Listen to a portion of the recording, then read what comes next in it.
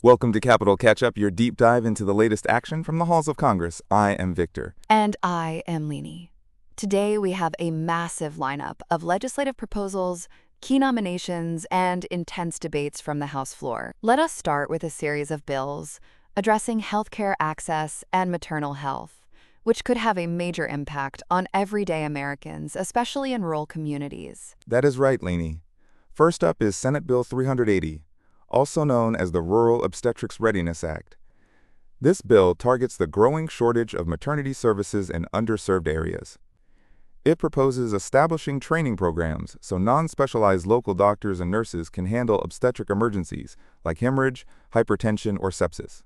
It also authorizes $25 million in total funding from fiscal years 2026 through 2029 for grants, equipment, and telehealth networks. Plus, it mandates a federal study to map maternity ward closures.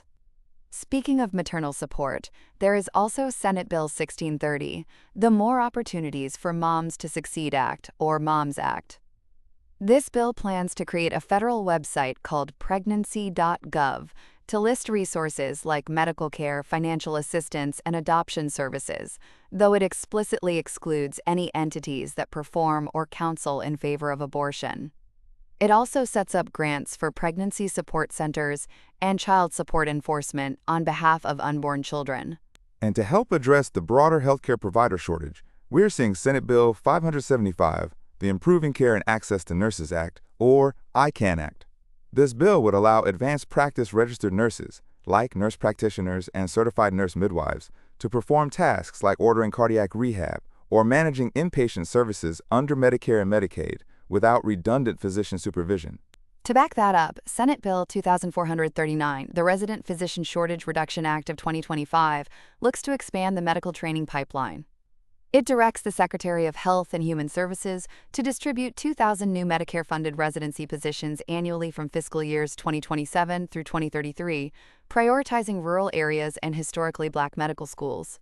We also have Senate Bill 1414, the Expedited Access to Biosimilars Act, which aims to streamline approvals for biosimilar biological products by removing automatic requirements for certain clinical studies, like immunogenicity or comparative clinical efficacy, unless specifically justified by the Secretary of Health and Human Services. And rounding out the health bills is Senate Bill 494, the National Plan for Epilepsy Act. It directs the Secretary of Health and Human Services to create a coordinated federal strategy and establish an advisory council on epilepsy research, care, and services to improve the lives of millions of Americans living with the disorder, with this oversight remaining in place until December 31, 2035. Moving from healthcare to government purchasing and business, the House passed House Resolution 1118, the Value over Cost Act of 2026, on July 21, 2026. This bill shifts the federal procurement standard for the Multiple Award Schedule program.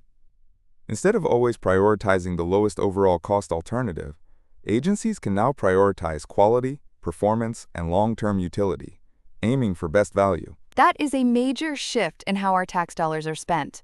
Meanwhile, Senate Bill 137, the Firearm Industry Non-Discrimination Act, or FIND Act, targets federal procurement from another angle.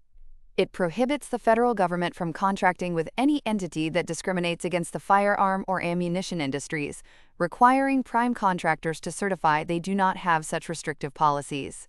In the education and labor sector, Senate Bill 189, the Constructs Act of 2025, proposes $20 million annually from 2025 through 2029 for community colleges and technical schools to expand training in skilled trades like carpentry, plumbing, and electrical work, with a priority on rural and underserved populations to help address the construction labor shortage. For vehicle owners, Senate Bill 1379, the Repair Act, would ensure consumers have access to their vehicle-generated data, diagnostics, and repair tools, preventing manufacturers from restricting access and establishing a fair competition after vehicles are sold. Advisory Committee. Let us also look at Senate Bill 1454, the Fight Act of 2025, which strengthens the Animal Welfare Act by banning gambling on animal fights, restricting the interstate transport of roosters, and allowing citizens to bring civil lawsuits against violators. On a more solemn note, Senate Bill 1289, the 25th anniversary of September 11th Commemorative Coin Act, directs the Treasury to mint gold and silver coins in 2027. Surcharges from these sales will support the National September 11th Memorial and Museum at the World Trade Center at no net cost to the government. There are also two major funding and human rights bills to note. Senate Bill 186, the No Taxpayer Funding for Abortion and Abortion Insurance Full Disclosure Act of 2025, aims to codify a federal ban on taxpayer funds for abortion services and plans under the Affordable Care Act, with exceptions for rape, incest, or saving the mother's life. And Senate Bill 1277, the IDEA Full Funding Act, outlines a 10-year plan from fiscal years 2026 through 2035 to fully fund Part B of the Individuals with Disabilities Education Act, aiming to hit the federal target of covering 40% of the average per-pupil expenditure for students with disabilities. Finally, on the international front, Senate Bill 1542, the Uyghur Policy Act of 2025, condemns China's human rights abuses in Xinjiang, mandating that the State Department prioritize these issues, increase Uyghur language training for foreign service officers, and fund public diplomacy to raise global awareness. Now, let us turn to recent nominations. We have several key names put forward. Walter Clayton has been nominated to be the Director of National Intelligence, succeeding Tulsi Gabbard. For the judiciary, Benjamin M. Flowers is nominated to be a United States Circuit Judge for the Sixth Circuit, and Cara Marie Westerkamp is nominated to be a judge of the United States Court of International Trade. We also have ambassadorial nominations, including Joshua Harris for Malaysia and Nicholas Checker for Rwanda.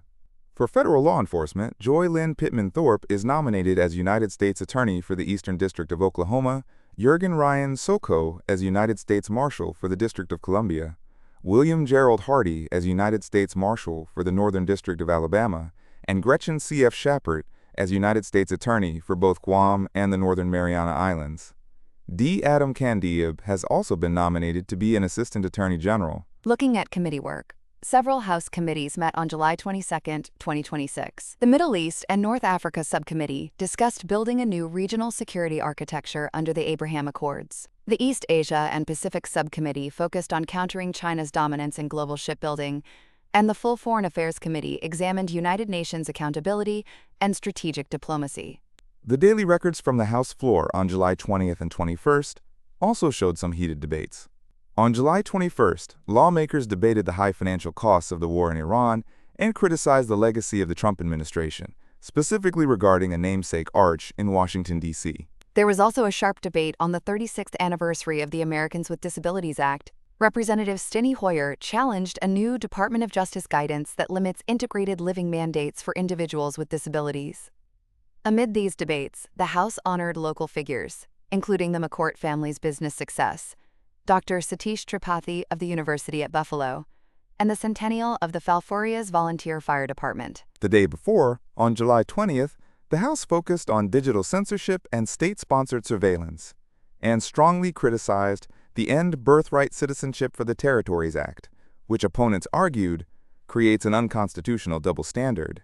They also discussed the impact of data centers in Northern Virginia, commemorated the 82nd anniversary of the liberation of Guam, and honored various community figures and veterans, including Arthur Herbert Hausman. As we wrap up, listeners should keep an eye out for how the Senate Committee on Health, Education, Labor, and Pensions handles the IDEA Full Funding Act, and whether the House moves forward on the Repair Act and the Find Act. That is all for today's Capital Catch-Up. Thank you for listening, and we will see you next time.